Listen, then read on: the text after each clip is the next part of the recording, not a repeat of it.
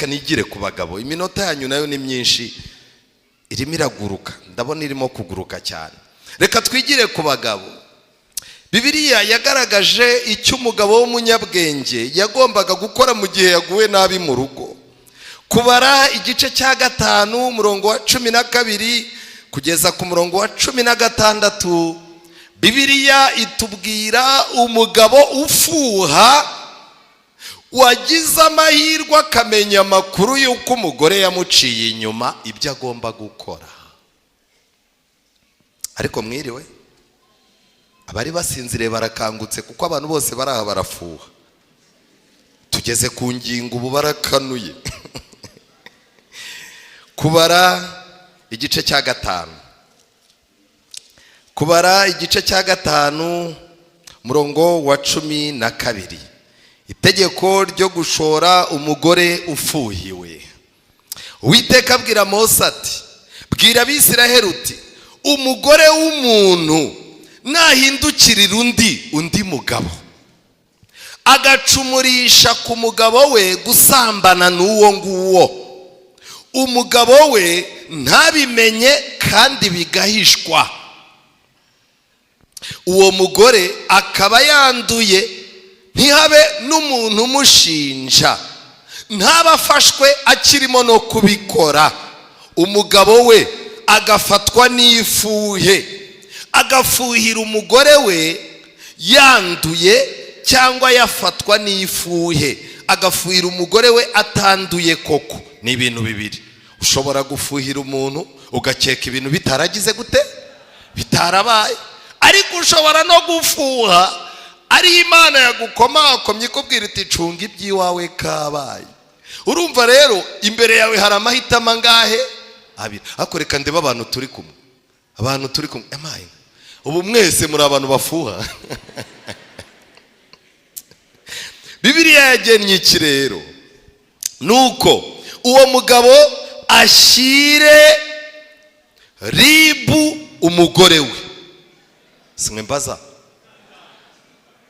ashire ribu umugore we, amushyira iwabo abihanangiririza, ahamagara abagabo bagendana babwira urwo yagushije, ararika abakuru b'itorero, nama y'itorero ahita byerura.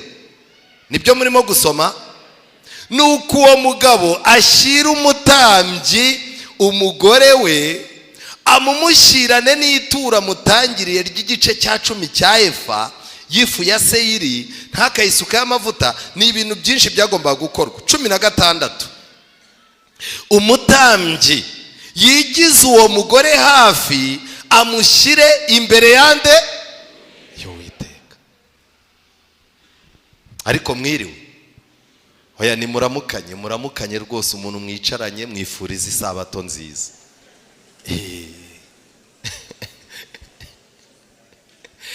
Ubu rero mu gihe cy'ikoranabuhanga, iyo uryamye ku makuru uhita wohereza ikirego online, ukababwira uti ngewe ndishinganisha.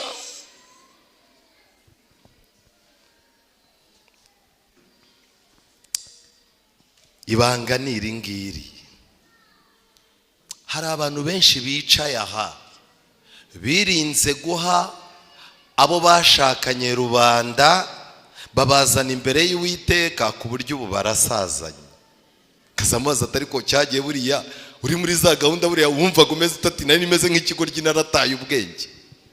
Buriya nta bantu basazana bataramenyanye, nta bantu basazana bataramenyanye. Kuri uruhimbi rwanyu ndatekereza ariho bararendeza yavugiye ngo nta soko ritagira iki ritagira urusaku. Buri muntu wese agira umunsi w'isoko rye. Ariko nanone biba bibabaje iyo umuntu mu myaka ye 30 bamuremesheje isoko, imyaka 40 akarirema, akaminuka imyaka 50 akirema iki? Kiba ari ikibazo. Noneho rero icyo bakoraga ni igiki rero? Ashyira uwo mugore imbere y'Uwiteka, bamutendeza umusatsi, amushyire ku mashyi ry'aturo ry'urwibutso. Uwo mutambyi afate mu ntoki ayo mazi asharira, atera umuvumo, maze arahiza uwo mugore umugore bamubwiraga amagambo ari buvuge, afite ituro mu ntoki, hari amazi ari aho, umutambyi yahinduye imyenda. Icyo bamurahizaga yari amagambo akomeye. Baramubazaga ngo niba ari nta mugabo mwasambanye, kandi niba utarahindukiriye undi ngo wiyanduze ugitegekwa n'umugabo wawe, aya mazi asharira atera umuvumo ye kugira icyo agutwara. Umugore yabaga ari aho, ariko umugore wabaga nta kibazo afite, hari ibintu by'ibihuha gusa byubakiye ku makuru yatanzwe bidafite ishingiro. Yabaga yegereye intebe y'ubuntu atagize gute adatinya. Ariko umugore wabaga afite ayo manyanga, bagitangira kuvuga amagambo, iminwa yabaga isusumira, udutoki dususumira, umutima unyeganyega. Kandi abenshi bihagararagaho ntibavuga amakuru ngo bihane, umuvumo bikarangira ubagezeho. Muri iyo mivumo rero, umuvumo wabaga ari uwuhe rero? Ni amagambo akomeye. Uwiteka aguhindurishe intukano n'indahiro mu bwoko bwawe, kandi ikibero cyawe kinyunyuke, n'inda yawe ibyimbe. Bivuze ngo ntizagire umwana uyinjiramo. Ni ibintu bitatu. Ariko ubu uyu munsi abantu bagendana umuvumo umwe. Uko uca inyuma uwo mwashakanye, ni nako uzahinduka intukano muri rubanda.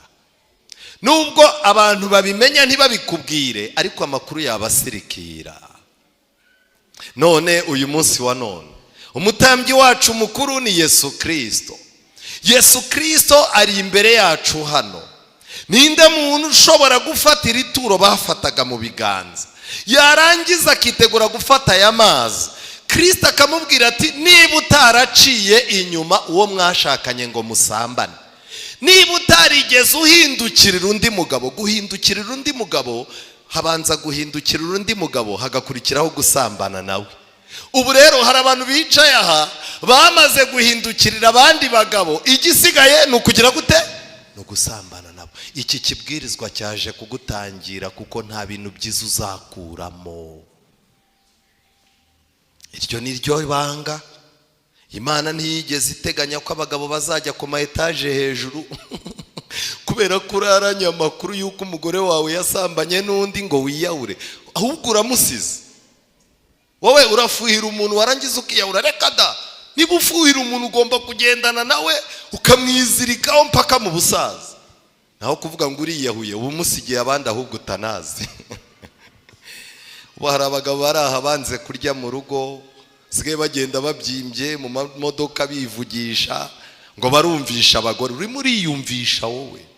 Ninde wakubwiye ko kutarya? Umugore utagukunda kutarya ibiryo bye ntacyo bivuze. Ahamagara abana ati mu byatakesha so yabyanze. Ariko isi we.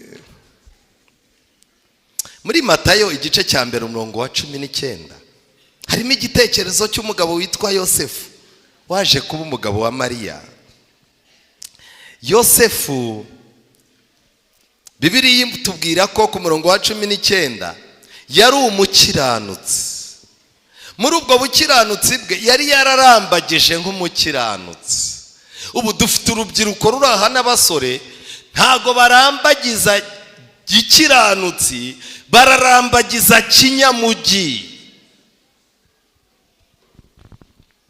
Kurambagiza kinyamugi rero uba ugomba gusomana n'umuntu mutaranagirana amasezerano, ukamusura rimwe na rimwe akazaza yifotoza amafoto yambaye agatuza avuye muri dushe akayakoherereza.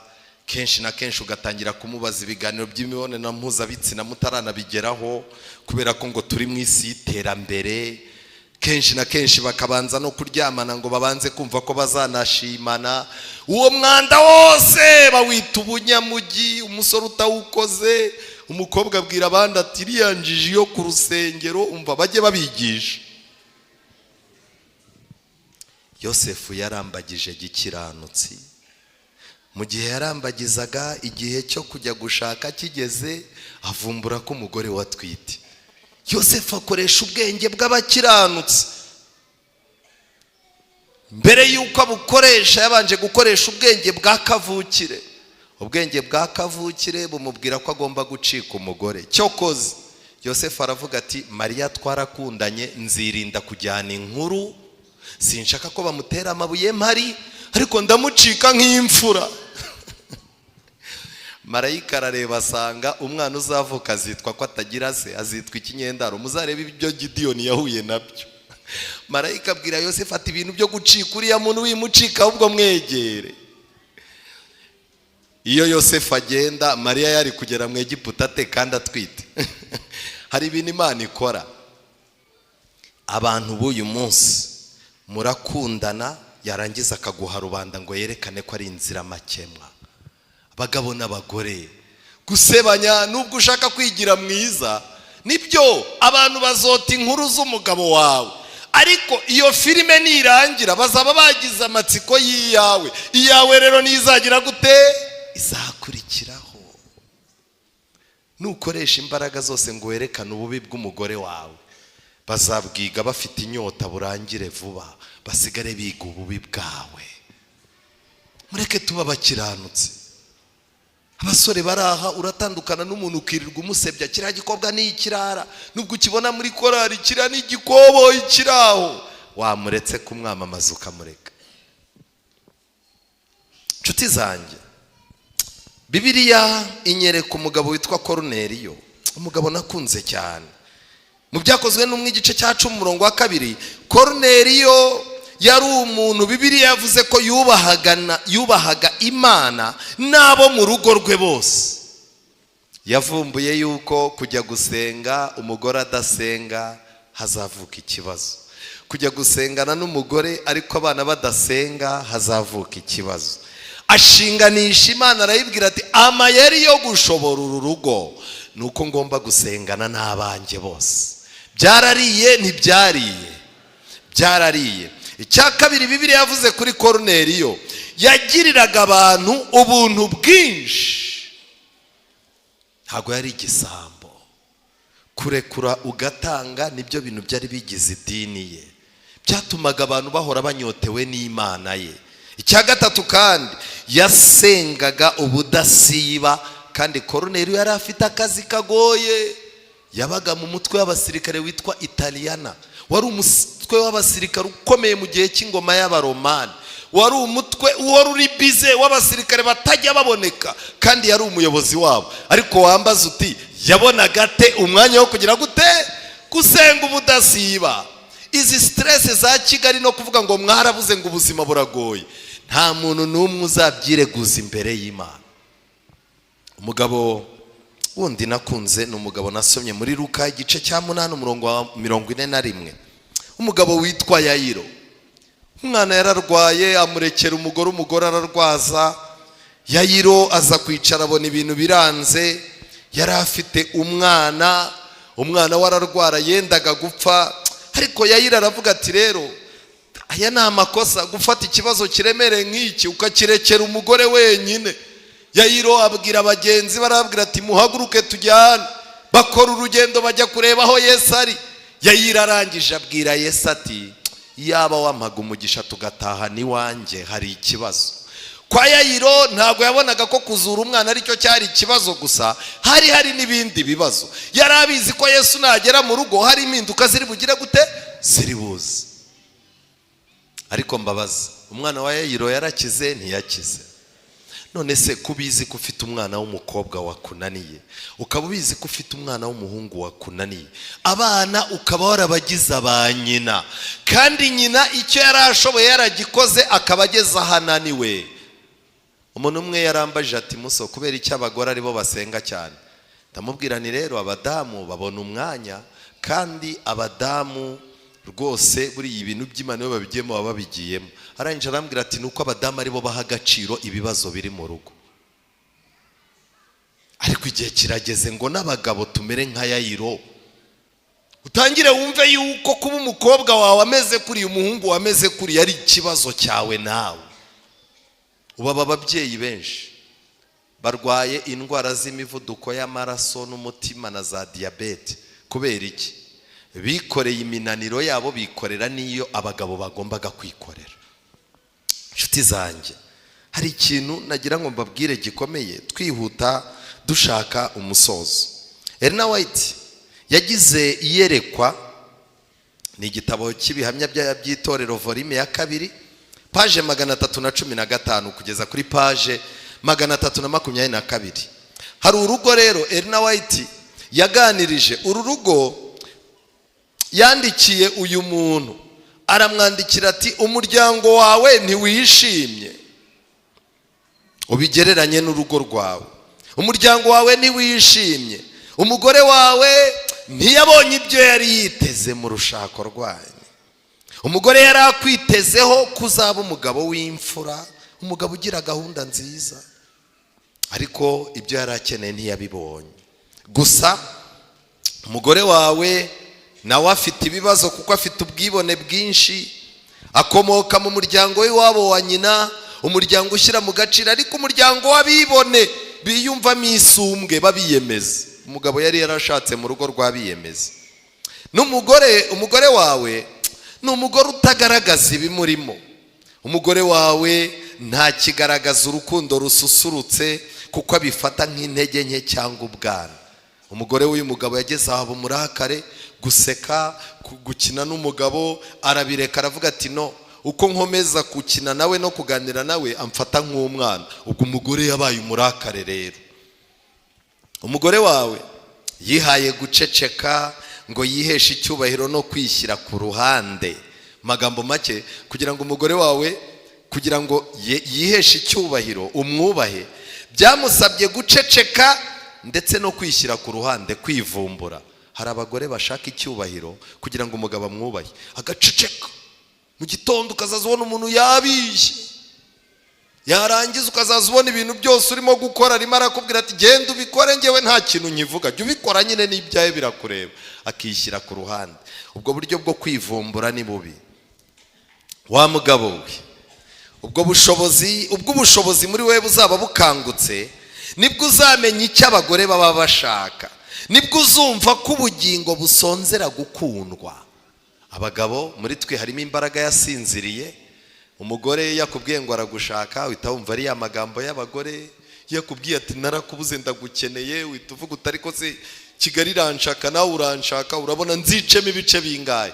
ariko umunsi Imana yakanguye abagabo, nibwo ngo bazamenya abagore icyo baba bashaka, kandi ngo nibwo bazumva icyo uburyo ubugingo busonzera gukundwa.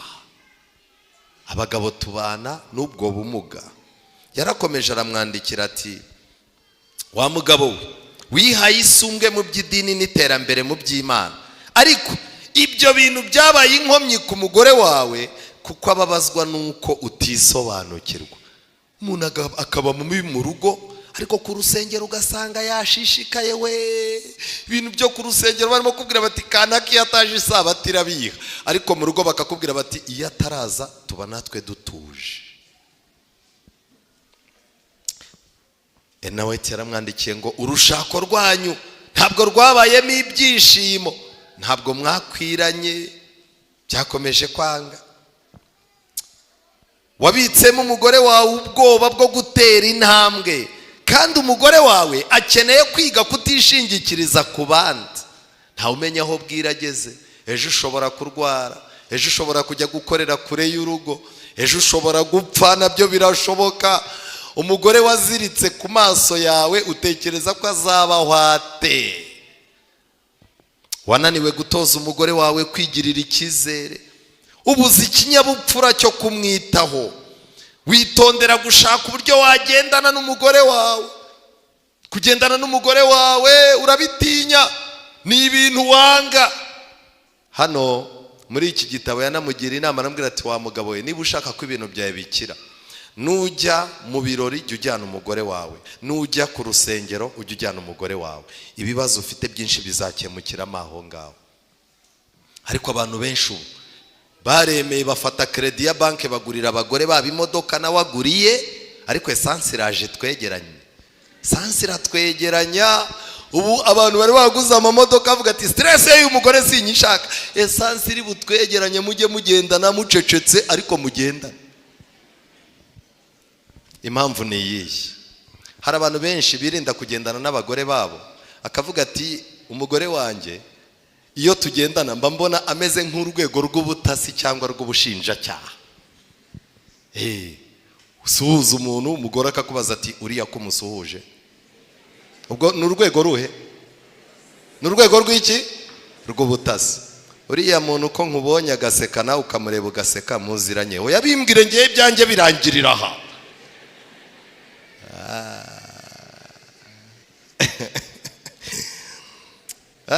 Badamu barasetse. Nyemerera ngendane nawe nk'uko Enoki yagize gute? Yagenze. Mugerageze kugendana n'Imana. Nuramuka wikuyemo ibyo bintu bibiri, kuba urwego rw'ubutasi no kwirinda kuba urwego rw'ubugenzi iki? Rw'ubushinjacyaha, uzagendana n'uwo mwashakanye kandi mugende mwishimye. Ariko kutagendana ni ikibazo. Hano muri iki gitabo baranditse ngo wagiye usiga umugore wawe imuhira wenyine mu irungu, kandi inshuro nyinshi wasigaga umugore wawe ababaye. Rimwe na rimwe byagusabaga ko umugore wawe agaragaza agasuzuguro kugira ngo umenye ko yatahuye ko hari ibyo ubura nawe. Nawe yaramubwiye ati umugore wawe amaze kubona umucanzi yakoresheje tekinike y'agasuzuguro. Akazaza gusuzugura ngo akwereke ko nawe acanye ku maso. Abadamu benshi ubukristo bwaramanutse, agasuzuguro kajya gafata vora.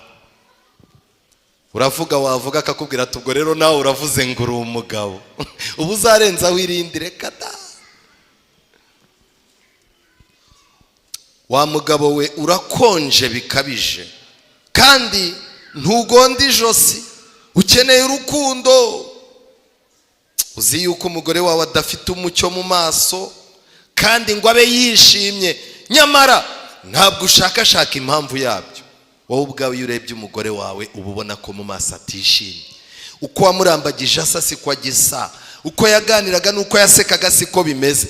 Nawe ubwawe wagize amahirwe ubivumbura ko icyo kibazo gihari. Wagikozeho iki?